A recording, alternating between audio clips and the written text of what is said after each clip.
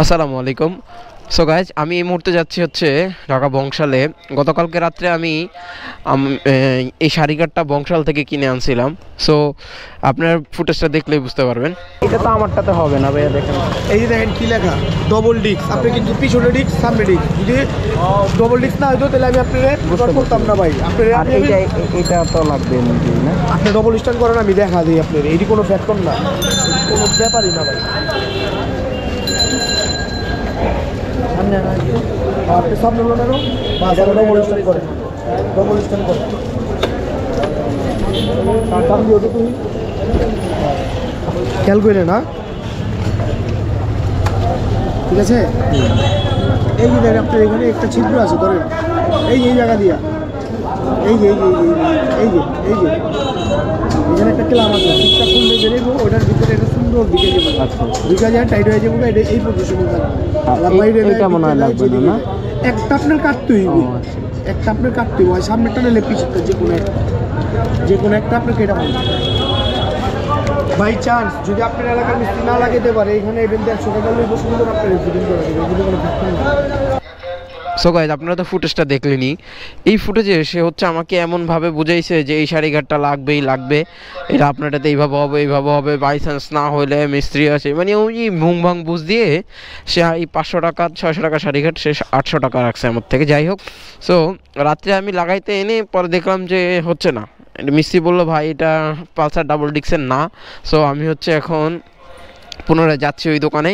তো সামনে আপনারা দেখতে থাকুন আসলে কি হয়। বংশালের দোকানদাররা আসলে ভালো না, তারা সবাই খারাপ না, কিছু কিছু আছে যে খারাপ, যাদের জন্য সবার বদনাম হয়।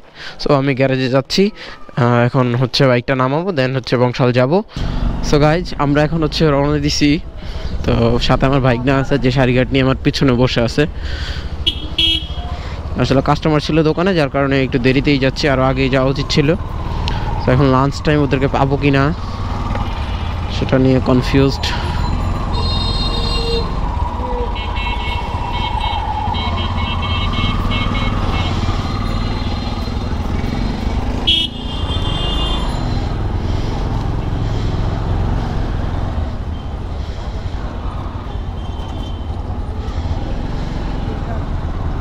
আসলে আমি পুরো অবাক হয়ে গেলাম। গতকালকে সে আমার সাথে এমনভাবে বলছে যে এটা আপনার একদম 100 এটা ডাবল ডিক্সের পালসারের শাড়িঘাট। আমি পুরো অবাক হয়ে গেলাম।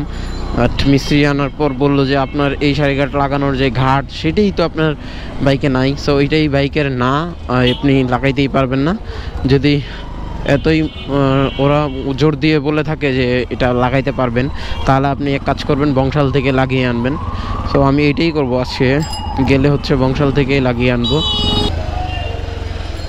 সো গাইজ, আমি হচ্ছে ওনাদের দোকানের কাছে চলে আসছি। সো অলমোস্ট ওনাদের দোকানে শাড়িঘাটটা দিয়ে দিছি, দেখি এখন কি বলে। আপনারা ক্যামেরায় শুনতে থাকুন।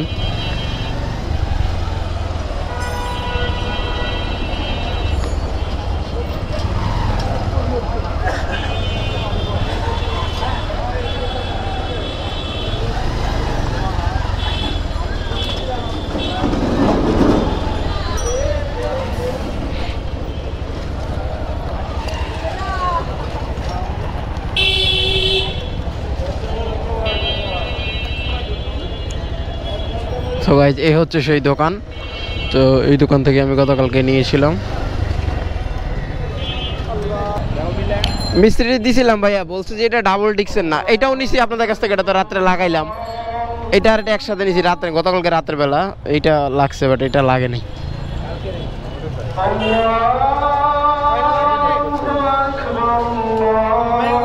ভালো আছেন ভাইয়া?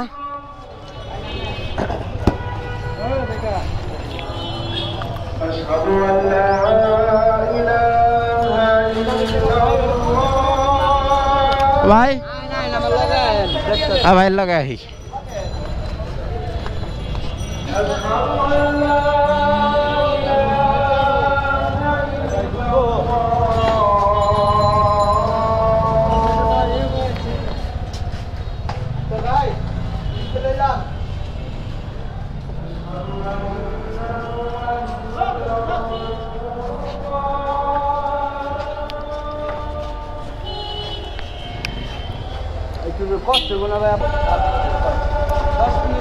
ভাইয়া ডিরেক্ট এমনি পাওয়া যায় না ডাবল ডিক্সের না? ভাই পাওয়া যায় না ভাই। ভাই রাতের বেলা আমরা বলছে যদি না পারেন তো নিয়ে আসেন। আমরা পারুন যে ধরেন এটা একটু ধরেন, আমি সহজ করে দিয়ে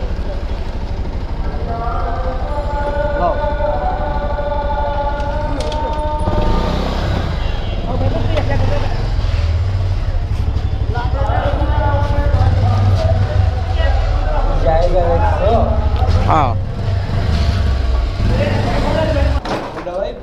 তো বললাম যে ভিতরে আয় না, আপনাদের কষ্ট হয়ে যায় না?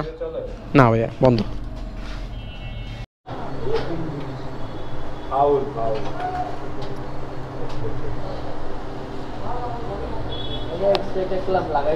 সো গাইস ওনারা হচ্ছে আমাকে তখন ওই যে দোকান থেকে কিনলাম সেখান থেকে বলে দিচ্ছে যে 50 টাকা বা 100 টাকা নেবে। সো ওনারা এই ভিতরে আইনা আমাদেরকে 300 টাকা দাবি করতেছে। এই 300 টাকা ছাড়া কাজ করে দিবে না। আসলে এটা পালসার ডাবল ডিক্সের সারিঘাট না, তারপরে মিলিয়ে দিচ্ছে, এ হচ্ছে বিষয়।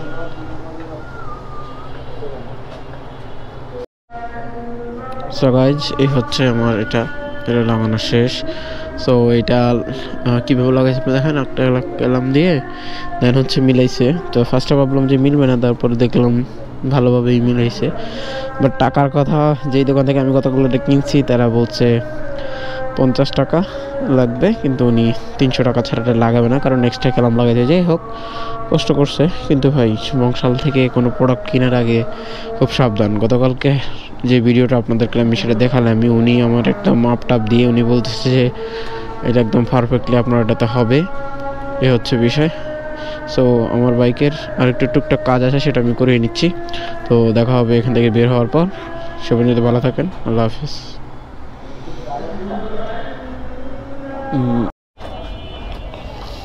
ইয়াস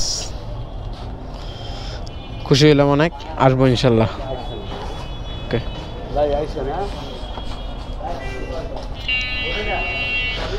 সো গাইস আমাদের কাজ হচ্ছে, আমি ধাক্কা দিও,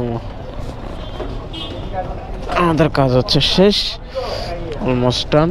এখন আমরা চলে যাব। উঠো।